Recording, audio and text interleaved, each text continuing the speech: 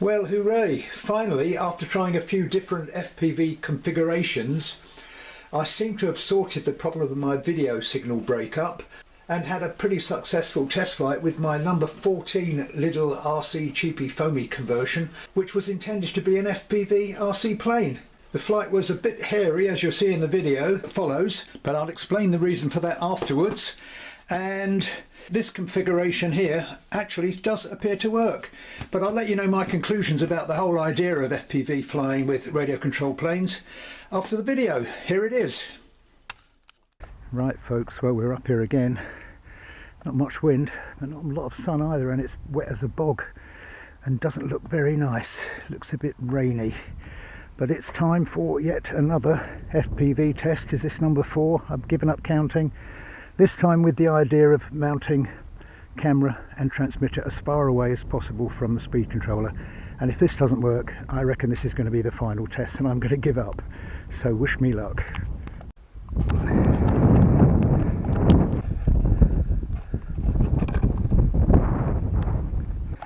And of course, as soon as I plan to launch, the wind has just picked up. But anyway, let's see how we get on. Here we go.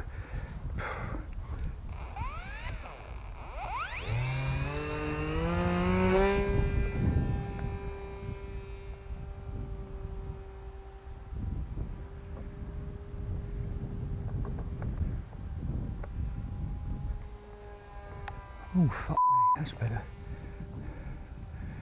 Well, it's behaving very strangely.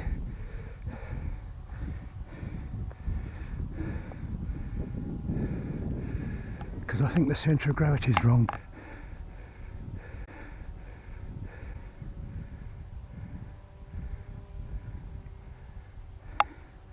But I do have a good image now. I'm going to crash it in a minute. I do have a good image. Quite a good signal now. Oh fuck me, I can't fly it, and look at it, I can't fly it. I think I've got the centre of gravity wrong now. So I'm going to come back over here.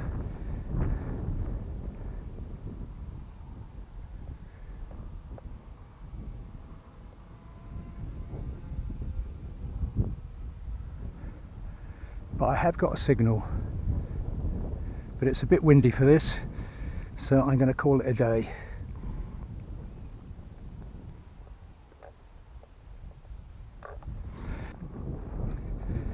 But I had a good signal there. It's just I couldn't see much on the screen.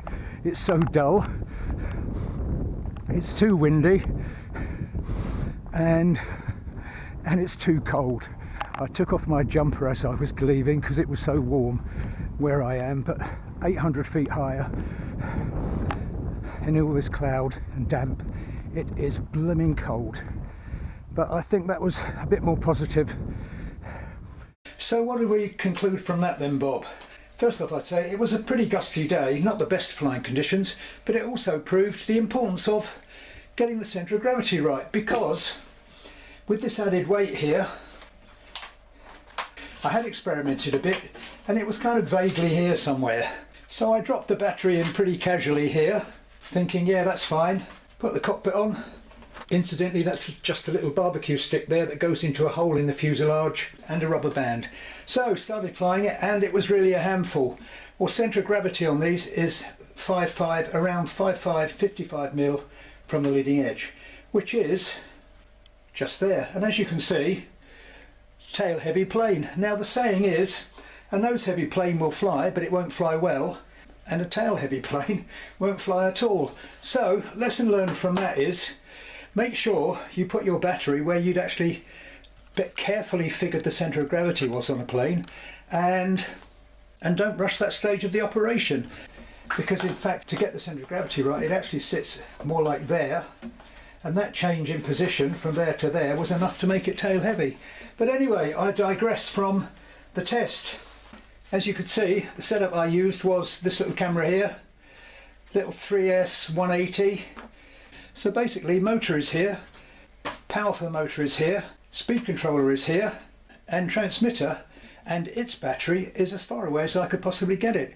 And so I conclude that the problem I'd got with interference was because I stupidly, in a way, put the video transmitter right on top of the speed controller. Bad move. So I've proved that my little camera setup works, but I also discovered the monitor's not very easy to see on a dull day. If I was to put goggles on, or my little homemade FPV viewer, which uses one of these great little monitors, I think in that first 30 seconds I'd have some trouble discerning where the model was.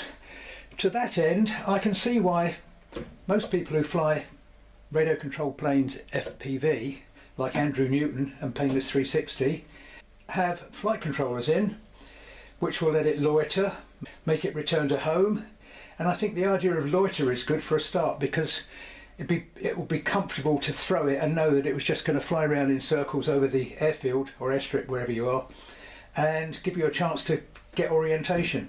So cutting to the quick, as the surgeon would say in the medical field, I think without a flight controller, I think this could be very challenging. I'm pleased that I actually got a solution to getting a signal. I should be able to get a couple of kilometres with that, but without a flight controller, I'm not sure I'm going to be able to try this. Maybe on a nice calm sunny day when I've got a spotter, maybe I will give it a go. But it's been a really interesting exercise in trying to figure out how this FPV stuff works. So valuable from that point of view. And maybe you found it interesting too if you're contemplating flying radio controlled plane FPV as opposed to drones. So I'll look into it a bit further. Next video might be me actually looking at flight controllers, and I have spent many hours online looking. They're not cheap, and they look to me like very complicated to set up.